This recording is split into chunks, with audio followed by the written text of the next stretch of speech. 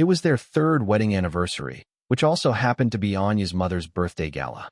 The gift Julian had personally designed and sculpted, a small jade statuette, was thrown on the floor like trash by her brother-in-law, Ramiro. He jabbed a finger at Julian's face, his voice dripping with contempt. A useless freeloader like you has the right to give gifts? His wife, Anya Sterling, simply looped her arm through her brother's and stared at him, her face a mask of cold indifference. Julian, apologized to Ramiro. Don't ruin Mom's party.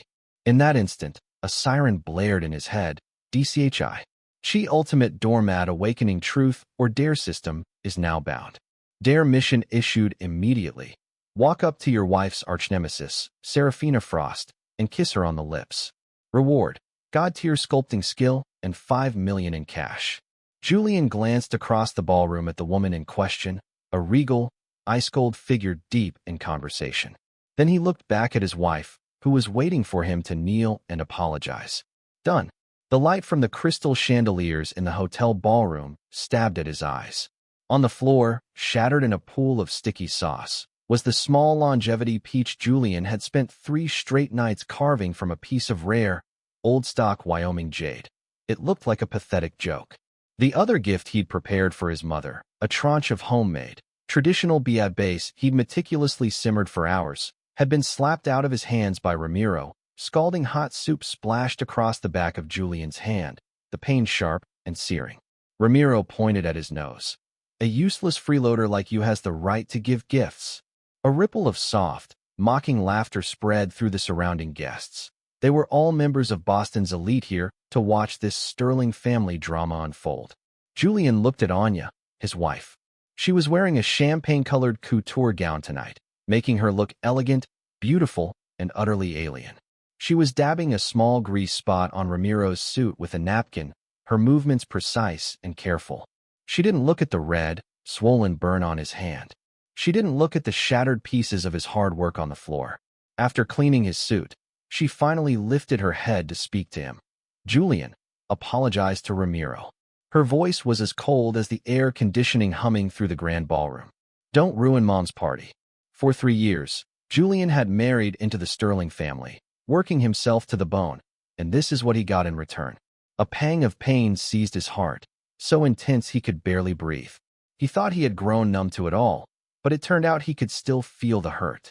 He opened his mouth, ready to finally say the 2 words he had been suppressing for 3 years. I want a divorce. But just then, a mechanical electronic voice exploded in his mind. DCHNG. Ultimate Doormat Awakening Truth or DARE system is now bound. HUSD, Julian Vance. Status: Doormat husband. Doormat level, S-class. 3 years of devotion treated as garbage. Dignity trampled at will. Social connections virtually non-existent. Congratulations on achieving the King of Doormats achievement. Julian froze. DARE mission issued immediately. Walk up to your wife's archnemesis, Serafina Frost, and kiss her on the lips. TME limit: 3 minutes. Mission reward: God-tier sculpting skill, 5 million in cash. Following the system's guidance, his eyes drifted across the room.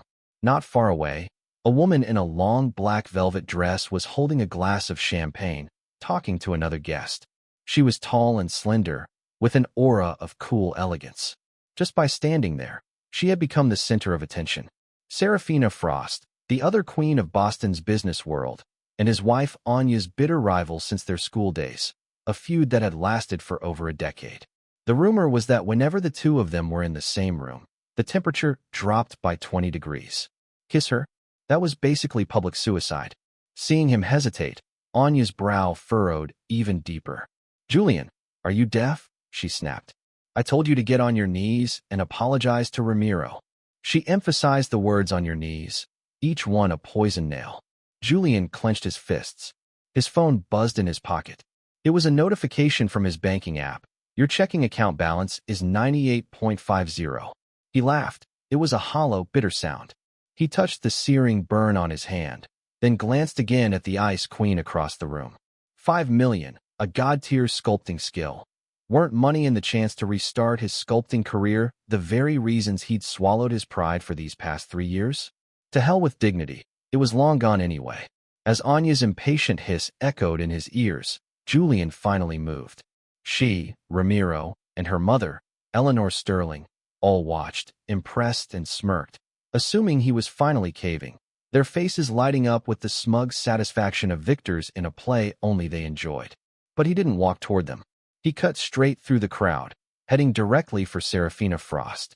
Every head in the room turned to follow him, their expressions shifting from confusion to bewilderment, and then to outright shock. Julian stopped in front of Serafina. She sensed his presence and frowned slightly, her icy gaze landing on him. She looked at him like he was an inanimate object. He didn't give her a second to react. One hand wrapped around her slender waist, the other cupped the back of her head, as the entire ballroom gasped in unison. He kissed her. The room fell dead silent.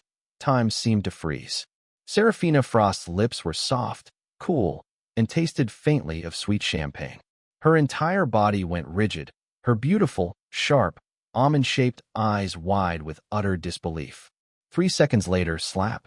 A crisp, loud smack echoed through the silence as her hand connected with his face. The fiery sting instantly overwhelmed the burn on his hand. His head snapped to the side, half of his face numb. It also brought him back to his senses. Dekanji. Mission complete. Reward. God-tier sculpting skill has been delivered. Reward of 5 million has been transferred to your account. Please check for confirmation. Almost simultaneously, his phone began vibrating uncontrollably. A deposit of 5 million.00 has been made to your checking account ending in 8846. Your new balance is 5,098.50. Julian stared at the string of numbers on the screen and suddenly broke into a grin. Worth it. That slap was absolutely worth it. Serafina's assistant and bodyguards were already rushing over, their faces tense. Miss Frost, are you all right? Should we call the police? Serafina stopped them with a raised hand. She stared at Julian, her eyes burning with a look that could kill. Who are you? She enunciated, her voice seething with barely suppressed rage. Just then, a shriek shattered the ballroom's stunned silence. Julian, are you insane? Anya had finally processed what happened. She stormed over, clutching her gown, her face flushed crimson. She looked at him as if she wanted to tear him limb from limb. Do you have any idea who that is? How dare you touch her? She reached to grab his arm, but he sidestepped her. For the first time, he looked at her with a completely foreign, ice-cold expression. You told me to apologize, didn't you? He touched his swelling cheek, his voice casual. I did. In my own way. Deep hingy. Doormat behavior detected. Truth mission triggered. Truth mission. Please say the following line to Anya Sterling. Compared to kneeling to your brother, I much prefer the Queen's slap. Mission reward. Top-tier legal team services, pro bono for life. This system was savage. He loved it. In front of everyone. Julian looked at Anya, who was trembling with rage, and spoke, word by word. Compared to kneeling to your worthless brother, I paused. I much prefer the Queen's slap. The color drained from Anya's face, shifting from crimson to a ghastly white. She trembled, pointing a finger at him, unable to form a single word. You. She probably thought he was cheating on her out of spite, deliberately trying to humiliate her. She was right, he was. The interesting thing was, upon hearing this, the Queen herself, Serafina Frost, actually showed a flicker of a strange expression on her icy face. She stopped her assistant, who already had her phone out to call the police. Your name is Julian Vance? She asked him. It is. Anya Sterling's husband, he answered. Not for long. His tone was sharp and final. She didn't say anything else, but her piercing eyes scanned him again, from head to toe, as if she were assessing the value of a piece of merchandise. Julian had no desire to stay in this nauseating place any longer. He straightened his cheap, ill-fitting suit, and, under the pointing fingers of the entire ballroom and the furious glares of the Sterling family, he turned and walked away. Behind him, Anya's enraged screams and Ramiro's curses faded into the background. He didn't look back once. Stepping out of the hotel's grand entrance, the cool night air hit his face, and the throbbing in his cheek became excruciating, but inside, he felt an exhilarating sense of release he hadn't felt in years. 3 years of repressed anger had finally erupted tonight, with interest, and this was only the beginning. Julian didn't go back to that place he was supposed to call home. Using the money from the system, He rented a 2,000-square-foot penthouse in the most luxurious high-rise in downtown Boston, with a panoramic view of the Charles River. The first thing he did was block every single member of the Sterling family from his phone. His phone fell silent. The world fell silent. The news of the Boston freeloader who caused a scene at a gala, kissing his wife's archrival, spread like wildfire through the city's elite circles. Julian became the biggest joke in high society. Some said he was crazy. Others said the Sterlings had finally pushed him over the edge. Anya probably thought so too. She likely assumed he was playing some kind of hard-to-get game to force her hand. On the third day of being blocked, she sent him a message through a mutual friend. "Julian, when you're done with your tantrum, crawl back and apologize. I can pretend none of this ever happened." That condescending tone was the exact same one she had used with him for 3 years. He immediately blocked the mutual friend, too. In his mind, the system's voice chimed in again. "Defenge. New self-destructive opportunity detected. Dare mission issued. Mission objective. Infiltrate Serafina Frost's CEO office. Personally brew her a cup of cilantro coffee, her most hated flavor, and attach a note card that reads the taste of love. It's intoxicating. Mission reward. A top-tier commercial property in a prime downtown location." Julian stared at the mission description and fell silent. Cilantro coffee and the taste of love? This system was really trying to get him killed. But a prime downtown commercial property, the reward was too tempting. He had studied jewelry design. His lifelong dream was to have his own studio. This property would be the cornerstone of his new career. "I'm in." He changed into a new set of clothes, hailed an Uber, and went straight to Apex Industries, Serafina Frost's corporate headquarters. A direct assault was out of the question. He paid a delivery driver $500 to borrow his uniform, and, carrying a cup of his own special cilantro blend that gave off a truly bizarre odor, he slipped into the building. The CEO's office was on the top floor, with tight security. The moment he stepped out of the elevator, 2 bodyguards in black suits blocked his path. "What do you want?" "The delivery," Julian mumbled, pulling the brim of his cap down. "Miss Frost never orders food delivery. Get out." Just as he was about to fail, an idea struck. He shouted toward the office doors. "Serafina Frost, your cilantro coffee is here. It's getting cold." The entire floor went silent. Every secretary and assistant stared at him like he was a lunatic. The office door opened. Serafina's personal assistant, a sharp woman with gold-rimmed glasses, walked out, frowning. "We'll take it up here." Julian thrust the coffee and the note into her hands. "Someone who loves her asked me to deliver it." With that, he turned and bolted. The 2 bodyguards snapped back to reality, grabbed him by each arm, and dragged him back into the elevator. Just as he was unceremoniously tossed out of the Apex Industries main entrance, the system's notification sounded. "Mission complete. Reward has been delivered." Julian scrambled to his feet, dusted himself off, and looked at the electronic deed for the commercial property that had just appeared on his phone. He grinned like an idiot. Meanwhile, on the top floor of Apex Industries, Serafina Frost stared at the greenish, nauseating-smelling coffee on her desk and at the card that read the taste of love. "It's intoxicating." She remained silent for a long, long time. For the first time, a crack appeared on her icy facade. "Go find out everything there is to know about this Julian Vance. I want his entire family tree down to his great-grandparents." Julian completed the property transfer paperwork as quickly as he could. The space was huge, in a perfect location, directly across from Boston's most high-end shopping mall. He named it Nirvana Studio, specializing in high-end custom jewelry. On the other side of town, Anya was starting to panic. When her messages went unanswered and her calls were blocked, she sent people to all the places he used to frequent, but they found nothing. Finally, through society gossip, she learned that not only was he not homeless on the street, but he had apparently gotten even cozier with her rival, Serafina Frost. He had even opened his own studio. For the first time, she felt things slipping from her control. A strange mix of irritation and jealousy began to fester inside her. That afternoon, while Julian was at the studio supervising renovations, a fired Ferrari screeched to a halt outside. Anya stormed in, her heels clicking angrily on the concrete floor. "Julian, what the hell do you think you're doing?" She scanned the dusty, unfinished space with a look of pure disdain. "You think this is going to intimidate me?" Julian ignored her and continued discussing the blueprints with the contractor. Being ignored only fueled Anya's fury. Where did you get the money to open a studio? Did Serafina Frost give it to you? You became her boy toy just to get back at me. Her words grew uglier. Julian finally put down the blueprints and turned to face her. Miss Sterling, we have no relationship anymore. My business is none of your concern. No relationship? Julian, we are not divorced. For as long as that's true, you are my husband. I'm ordering you to shut down this dump right now and come home with me. Home. The place where he had lived for 3 years, but was treated worse than a guest. Julian laughed. Miss Sterling, have you forgotten what you said when you demanded I kneel and apologize to your brother? You told me not to ruin your mother's party. So now, please don't disturb my business. He pointed to the door. Goodbye.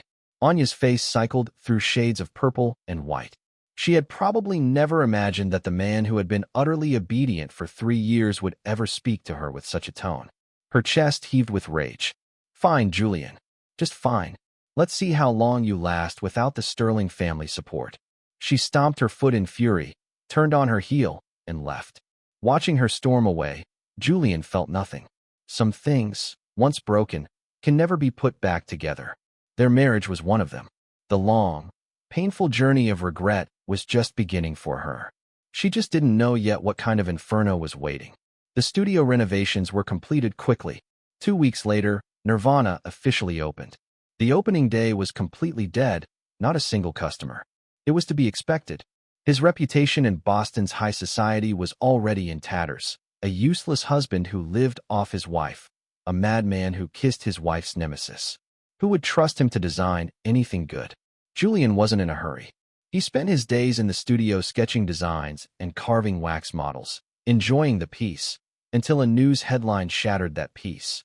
Boston's new business prodigy Ramiro Sterling enters finals of National Emerging Designer Competition with stunning piece, Nirvana, tipped as top contender. The accompanying photo showed Ramiro beaming, holding up a design board. The jewelry design on it was intricate, gorgeous, and full of life. Julian's pupils constricted. He knew that design. He knew it intimately. It was his original work, a piece he had poured countless days and nights of his soul into a year ago. He had named it Nirvana, symbolizing his hope that he, like the phoenix, could be reborn from the ashes and reclaim his dreams. It was his masterpiece, the secret weapon he was saving to launch his career at an international competition. How did it end up in Ramiro Sterling's hands? How did it become his competition entry? A roar filled his ears as blood rushed to his head. Julian immediately pulled out a burner phone and dialed the number he knew by heart. The phone rang for a long time before she picked up. Now you finally decided to call me. Anya's voice held a note of smug satisfaction, as if to say, see, you still need me. He ignored her tone, his voice as cold as ice. The design Ramiro is using for the competition, did you give it to him? There was silence on the other end. After a few seconds, Anya finally answered in a breezy, dismissive tone. Oh, that? I was cleaning out the study a while back and saw you'd thrown it in the trash. I figured you didn't want it anymore. Ramiro needed an opportunity, a way to establish himself. He's my brother. I had to help him. Just think of it as you helping him out, doing your part for the Sterling family. The trash? The fury that hit Julian was like a lightning strike. He had treasured that design, kept it safe in a special portfolio tube hidden on the highest shelf of his bookshelf. He would never have thrown it in the trash. There was only one explanation. It was her, Anya. She had stolen his design, stolen his most precious dream, and handed it to her worthless, untalented brother just to pave his way. Julian was shaking with so much rage that he couldn't even speak. 3 years of marriage, in that single moment, became a complete and utter farce. Shinj. Host has experienced the ultimate betrayal. Rage meter is off the charts. Ultimate showdown mission issued. Mission objective. At the design competition finals, as Ramiro Sterling is presenting his work, invite Serafina Frost to the stage. Place the actual Nirvana necklace, which you will craft, around her neck, and declare to the audience. Fakes belong in slideshows. The real thing belongs on my queen. Mission reward. Holographic interface technology core patent from a future timeline. Julian stared at the mission panel and laughed. He laughed so hard tears almost came to his eyes. Anya, Ramiro, the entire Sterling family, You're going to pay back what you owe me 100 times over at the very moment of your greatest triumph. Julian immediately closed the studio, gathered all his savings, and took out that piece of old Wyoming jade he hadn't yet touched. In his mind, the god-tier sculpting skill he'd just acquired bloomed into a torrent of inspiration and muscle memory. Before the finals, he would bring the physical form of Nirvana to life perfectly. Then he made a call to Serafina Frost's assistant. I need to speak with Miss Frost. Tell her I'd like to ask for her cooperation in a little piece of theater, a show that will drag the entire Sterling family through the mud. The finals of the National Emerging Designer Competition were held at the Boston Grand Opera House. The event was star-studded, swarming with media. The Sterling family had booked the best seats. Anya's mother, Eleanor, and a host of relatives were all in attendance, ready to witness Ramiro's glorious victory. Anya sat in the front row, her makeup flawless, graciously accepting compliments from those around her. Anya, your brother is so talented and young. The Sterlings are really going to hit the jackpot with this one. Fame and fortune. Anya offered modest replies, but the pride in her eyes was unmistakable. It was Ramiro's turn to take the stage. He was dressed in a white tuxedo, looking sharp and respectable. On the large screen behind him, a slideshow about the design philosophy of Nirvana began to play. My inspiration comes from the legend of the phoenix rising from the ashes. He read from his script, his voice filled with passion, as if the words were his own. The Sterlings in the audience beamed with pride, applauding thunderously. Just as he finished his presentation and was about to unveil a model of the piece, Julian walked out from backstage. One moment. His voice wasn't loud, but the microphone carried it clearly throughout the entire theater. The entire hall erupted in murmurs. Every eye in the room swiveled to him, the unexpected intruder. Ramiro froze. What are you doing here? Anya's face instantly paled. She shot up from her seat and shrieked.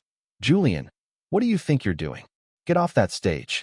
Julian ignored them both, turning his gaze to a specific spot in the audience with a slight smile. And now, I'd like to invite my queen to the stage. As soon as the words left his mouth, the large doors at the back of the theater swung open. Bathing in a tracking spotlight, Serafina Frost, wearing a stunning black mermaid-style evening gown, walked slowly down the aisle. Her entrance stole the breath from everyone in the room. Regal, cool, radiating pure power. She paid no attention to anyone else, walking directly onto the stage to stand beside Julian.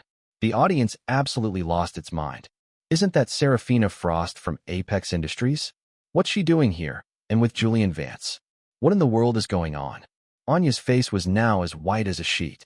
Julian opened a velvet box in his hands. Inside, a breathtakingly brilliant necklace lay nestled. It was fashioned from countless tiny diamonds and rubies, forming a phoenix with its wings spread for flight. At the center of the phoenix, a piece of translucent, shimmering jade was carved into the shape of a flame. This was the real Nirvana. As the entire audience watched in stunned silence, Julian personally fastened the necklace around Serafina's neck. It fit her elegant neckline perfectly, as if it had been made for her and her alone. He picked up the microphone, looked at the ashen faces of Ramiro and Anya, and smiled. Fakes belong in slideshows, on a screen. The real thing, he declared, his voice ringing with authority, belongs on my queen. The statement was a bombshell. The reporters in the audience went into a frenzy, their camera flashes creating a blinding storm of light. Plagiarism. This was a naked, career-destroying plagiarism scandal. All the blood drained from Ramiro's face. He pointed at Julian, sputtering incoherently. You're lying. That's my design. You stole it from me. Julian gave a cold laugh and pulled a document from his pocket. Is that so? Then perhaps you can explain why the copyright registration certificate for my work is dated 1 year ago. On the large screen, a crystal-clear image of his copyright certificate appeared. The evidence was irrefutable. Ramiro collapsed to the stage floor. The Sterling family's moment of glory had instantly turned into their public execution. Julian looked down at the catatonic Anya, feeling no sense of triumph, only a vast, empty sense of relief and sorrow. Anya, this is just the appetizer. The main course is yet to come. The plagiarism scandal swept through Boston like a hurricane. Ramiro was permanently banned from the competition, becoming the laughingstock of the design world. The Sterling Enterprises stock plummeted overnight, wiping out billions in market value. Their reputation was in ruins. Backstage, Anya charged at Julian like a madwoman, grabbing the collar of his shirt. "Julian, why would you do this? Why did you have to be so cruel?" Her eyes were bloodshot. Her makeup was smeared with tears. Gone was her usual polished composure, replaced by a desperate, haggard mess. "Do you hate me that much, enough to destroy my entire family?" Julian looked at her calmly and pried her fingers from his collar. "You're the one who handed me the knife, Anya." Anya's body went limp, and she slid down the wall to the floor. She buried her head in her hands and began to sob. "I didn't mean to. It wasn't just for Ramiro," she choked out, revealing her so-called truth. The company's cash flow was about to dry up. We desperately needed a high-profile project to secure a life-saving investment. Winning this competition was our only hope. I had no choice. I had to do it. I did it to save the entire Sterling family. She looked up at him, her eyes brimming with tears, pleading for understanding. She thought that hearing her hardship would make him soften, make him forgive her, just like every other time she'd made a mistake over the past 3 years, and he had always forgiven her unconditionally. But she was wrong. Beat Shinch. Ultimate Truth Revelation Mission Truth triggered. Truth Mission. Inform Anya Sterling that the design she used to save her family was already in acquisition talks with a top international brand for $30 million, and that she personally destroyed Julian Vance's chance to make his name. Mission Reward. Top-tier personal security team. Lifelong service. The system's voice was cold and merciless. Julian took a deep breath, crouched down, and met her gaze. "Anya, did you know?" His voice was soft, but each word landed like a sledgehammer on her heart. "A week before you stole that design from me, Cartier's Paris headquarters had already contacted me by email. They were preparing to offer $30 million to acquire the design rights for Nirvana." He took out his phone, opened an encrypted email, and held it in front of her face. On the screen was a letter of intent personally signed by the president of Cartier's Asia-Pacific division. It was all there in black and white. $30 million, not to save the failing Sterling Enterprises, but for him, Julian Vance, alone. It was his chance to skyrocket to fame, to shed the identity of a kept husband, to finally stand on his own 2 feet. And she, Anya Sterling, the woman he had once loved more than anything, had personally destroyed it all. She stared at the email, her mind a complete blank. The color drained from her face, leaving it utterly bloodless. She had tried to save her family, but in the most foolish way imaginable. She had destroyed her husband's future and shattered a heart that had once burned for her. "No, that's impossible," she whispered, completely broken. Julian stood up and looked down at her. "Now we're even." He turned and walked away, leaving her collapsed on the floor, sobbing uncontrollably. A short distance away, Serafina Frost was leaning against a wall, quietly observing everything. Her complex expression was a mixture of shock, sympathy, and something else: admiration. It was the first time she had seen this resolute and powerful side of Julian. Anya's long, painful journey of regret was just beginning. After the scandal, Julian became the new star of Boston's design scene. Orders for Nirvana Studio began pouring in, but he didn't accept any of them. He had a much grander vision. Using the holographic interface technology patent awarded by the system, he founded Phantom Verse Tech, focusing on immersive, interactive experiences. It was an industry with the potential to change the future. Serafina Frost's business instincts were sharper than a shark's sense for blood. She came to him immediately, wasting no words. "I'm investing. I want 30% of your company. In exchange, all of Apex Industries' resources will be at your disposal." Julian looked at the determination in her eyes and smiled. "Ms. Frost, is this an angel investment or a hostile takeover?" "Both," she replied, completely unabashed. "Deal." And just like that, his former scandal partner became his most important business partner. They started spending more and more time together at work. Julian discovered that this iceberg wasn't as cold as she appeared on the surface. She simply used a hard shell to protect herself. His new mission was to crack that shell. Daily flirting mission issued. Mission objective: for 1 week straight, deliver a different disaster dish of your own creation to Serafina Frost each day. Mission reward: company valuation doubles. And so, the employees of Apex Industries were treated to the daily spectacle of Julian arriving at the office, the CEO's office, with all sorts of bizarre food containers. Day 1 was wasabi lava cake. Serafina took one bite. Her face turned green, and she threw Julian out on the spot. Day 2 was durian crepe pudding. She pinched her nose and had him, along with the pudding, thrown into the elevator. Day 3 was surströmming pizza. She called security. But, strangely, on day 4 she didn't call security, and on day 5 she even seemed a little expectant. The shipping of them among the company's staff reached a fever pitch. Meanwhile, Anya began her clumsy attempts at winning Julian back.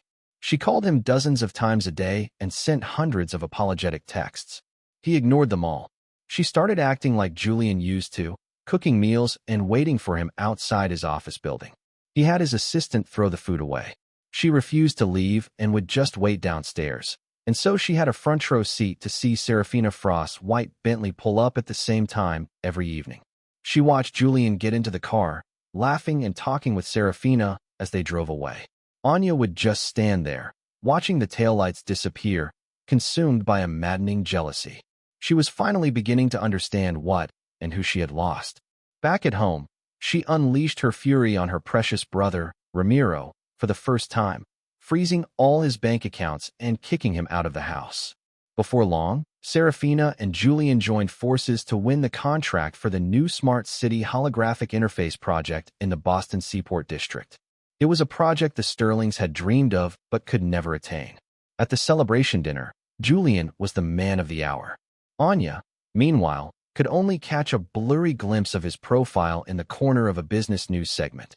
Sterling Enterprises was on its last legs.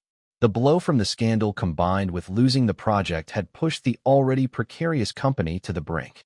Their main rival, the Walton Group, smelled blood and launched a hostile takeover. Anya's father, the same man who had looked down his nose at Julian at that birthday gala, had a stroke from the stress and was hospitalized. With no leader, the company descended into chaos. Anya was overwhelmed, begging for help everywhere she went, only to be met with closed doors. When a wall is about to collapse, everyone gives it a push. The business world is a harsh reality. That night, a torrential downpour began. Julian was in his office on a video call with Serafina discussing the project details. His assistant knocked and entered, a strange look on her face. "Mr. Vance, Miss Sterling, Anya is downstairs. She says she needs to see you." Julian frowned. "Tell her to leave. She says if you don't see her, she'll wait." Julian glanced out the window. The rain was coming down in sheets, as if the sky had broken open. On the other end of the video call, Serafina had heard. She said nothing, just watched him. Julian was silent for a few seconds. "Fine. Ignore her." He closed the blinds and continued the meeting. That night, the rain never stopped, and Anya Sterling stood downstairs in that rain all night long.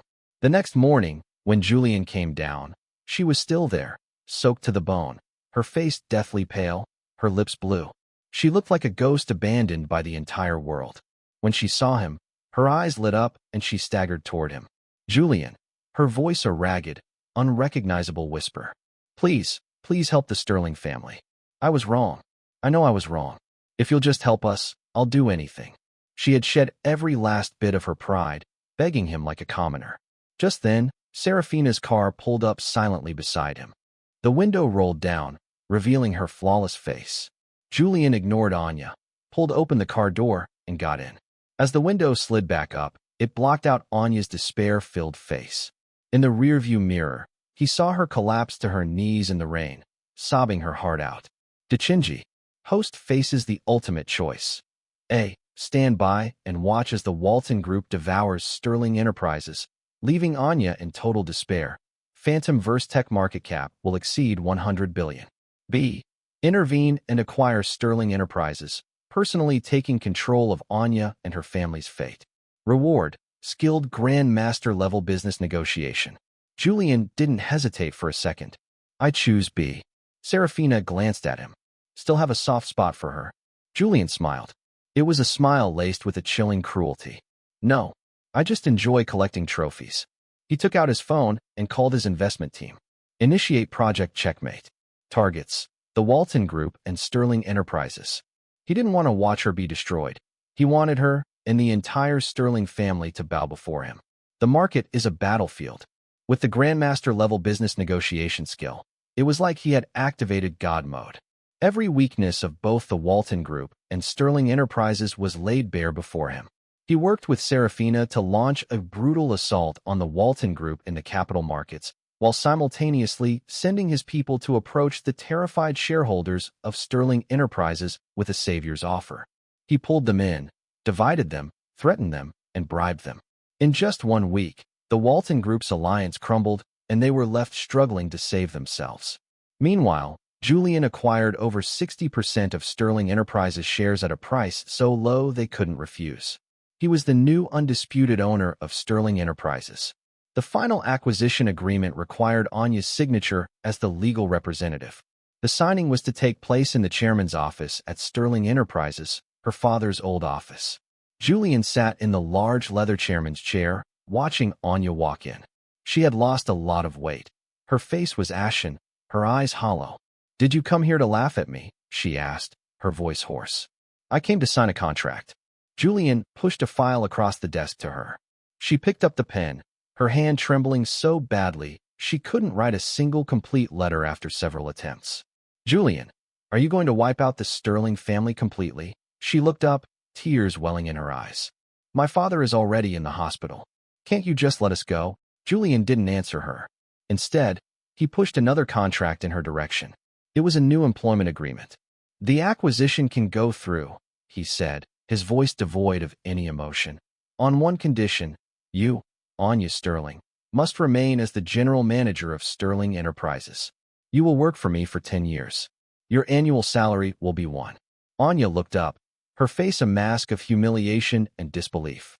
The man she had once despised more than anyone was now going to make her his workhorse.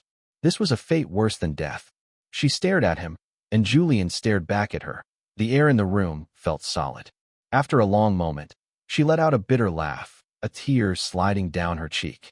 To save her father's life's work, to save the jobs of over 1,000 employees, she had no choice.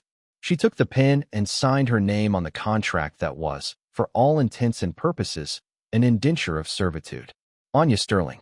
From that day forward, she was no longer the high and mighty Miss Sterling, nor was she Julian Vance's wife. She was just his most humble employee. After Julian integrated Sterling Enterprises, Phantom Verse Tech grew exponentially, becoming the undisputed giant of the industry. The weekly Monday morning executive meeting became Anya's personal torture chamber. As the head of a subsidiary, she had to report her work to Julian sitting at the head of the table, and to Serafina sitting beside him. She watched the easy chemistry between them, watched Serafina occasionally straighten his tie with a casual intimacy. The two of them, one powerful and confident, the other beautiful and decisive, looked like they were made for each other.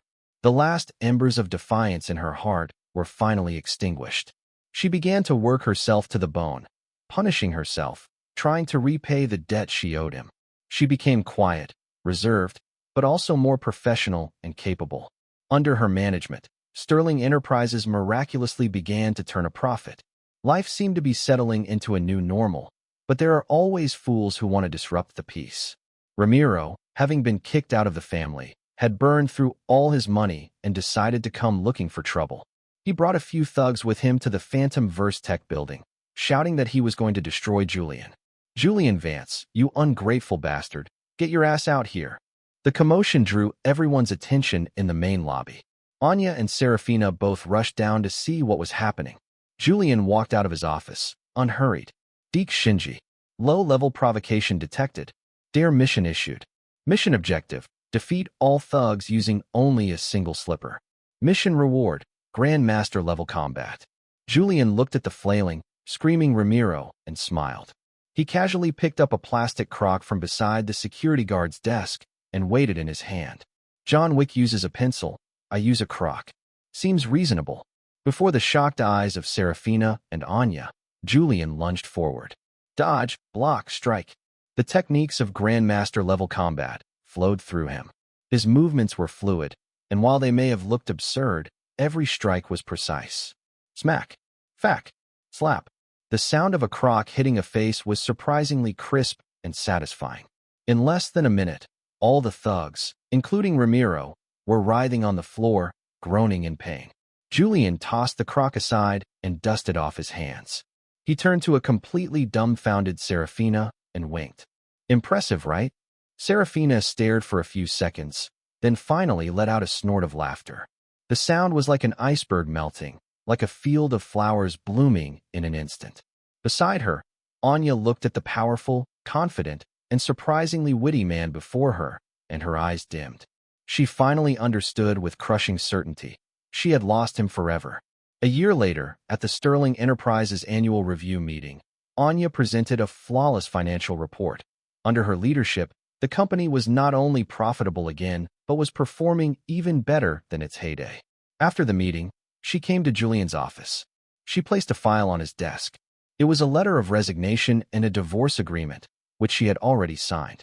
"My debt is paid," she said, looking at him. The love and hate were gone from her face, replaced by a sense of calm release. Julian looked at her tired but resolute face and nodded. He picked up a pen and signed his name on the divorce agreement. Julian Vance. From this moment on, they had nothing to do with each other. She turned and left without a backward glance. A little while later, Julian received a final text message from her, sent from an unknown number. It contained a single photo. It was a bracelet he had bought her for $50 at a street market when they first got married. It was ugly and cheap, but she had worn it constantly until Ramiro had mocked it, torn it from her wrist, and thrown it away. In the photo, the bracelet had been carefully restretched. The caption, "I lost the boy whose eyes saw only me. Now I'm returning him to someone more deserving. Be happy, Mr. Vance." Julian stared at the message for a long time. Then he hit delete. The last lingering resentment he held for the past vanished with it. Deep thin G. The system's voice, silent for so long, chimed in. Host's emotional baggage has been resolved. Ultimate doormat status has been successfully graduated. Congratulations, host. The world is your oyster. The office door opened. Serafina walked in and wrapped her arms around Julian from behind. "What are you thinking about?" Her voice was as gentle as water. Julian turned and kissed her. "About our future." 2 years later, Phantomverse Tech successfully went public on NASDAQ. Overnight, his net worth soared into the billions, and Julian became the hottest new name in the global tech industry. At the press conference, in front of the world's media, he told his story, from a despised freeloader husband to the head of a tech empire. "I want to thank everyone who ever looked down on me. Your scorn was the fuel that drove me forward. But there is one person I want to thank above all others." Julian looked out at the audience to Serafina sitting in the front row. "She came into my life when I was at my craziest, my most pathetic. The whole world thought I was a lunatic, but she was the only one willing to play along, to be crazy with me." Julian walked off the stage, through the crowd, and knelt on one knee before her. He took out a diamond ring. Its design was an evolution of Nirvana, but even more brilliant, more magnificent. "Ms. Frost, is your company hiring? I'm looking for a position as a handbag carrier. I can cook, I can fight, and I can make money to spend on you." Serafina's eyes instantly welled up with tears. She looked at Julian, laughing and crying at the same time. In front of the entire world, she said loud and clear, "I am." The room erupted in thunderous applause. The moment Julian slipped the ring on her finger, the system's voice sounded in his head one last time. "Ultimate life mission. Passionately kiss your fiancé for 1 full minute. Mission reward, none. Mission penalty, none." Julian smiled and kissed the woman he loved. "Congratulations, host, on finding true love. This system's energy is now depleted and will be entering permanent hibernation. Have a nice life. Go be awesome. Goodbye, system, and thank you." His wedding to Serafina was a global event. They held it on a private island they had bought. That day, Julian received an anonymous package. Inside was a small jewelry box. When he opened it, he found a Parker fountain pen. It was the only gift Anya had ever given him back when he first married into her family. It was once his most treasured possession. Ramiro had broken it while fooling around and thrown it away. The one in his hand had clearly been meticulously repaired. Inside the box was a small card. It had only one sentence written on it. "Use this to sign the contracts that will change the world." There was no signature. Julian knew it was from her. He put the pen away. It was the best way to lay the past to rest. During their honeymoon, Serafina and Julian were lying on the deck of their yacht, gazing at the star-filled sky. Julian felt a wave of nostalgia and, as a joke, said to the air, "Hey system, if you're still in there, give me a sign." It was just a throwaway comment. To his shock, a voice actually responded in his head. It was no longer a cold, mechanical tone. It was a sweet, childish voice, like that of a little kid. "Daddy, did you call me?" Julian was so startled, he almost fell off the lounge chair. Who are you?" "It's me, the system," the childish voice replied. "Before I went into hibernation, I used the last of my energy to upgrade myself into a primary artificial intelligence. My new core directive is to recognize you as my primary user." "Nice to meet you, Daddy." Serafina leaned over, looking at him curiously. "Who are you talking to?" Julian pulled her close, looked out at the starry sky over the vast ocean, and smiled. "Nothing.